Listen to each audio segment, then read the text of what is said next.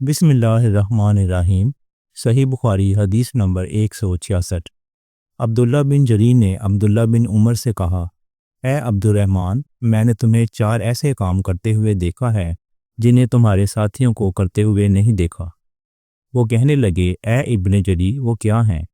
ابن جریر نے کہا کہ میں نے طواف کے وقت آپ کو دیکھا کہ 2 یمانی رکنوں کے سوا کسی اور رکن کو آپ نہیں چھوتے ہو۔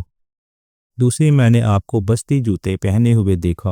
اور تیسرے، میں نے دیکھا کہ آپ زرد رنگ استعمال کرتے ہو، اور چوتھی بات میں نے یہ دیکھی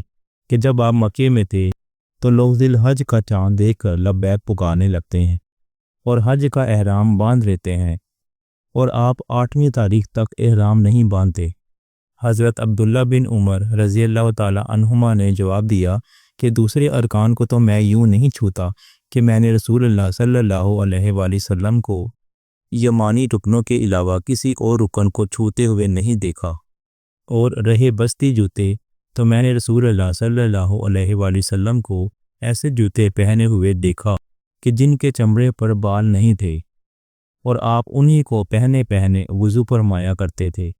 تو میں بھی انہی کو پہننا پسند کرتا ہوں۔ اور زرد رنگ کی بات یہ ہے کہ میں نے رسول اللہ صلی اللہ علیہ وآلہ وسلم کو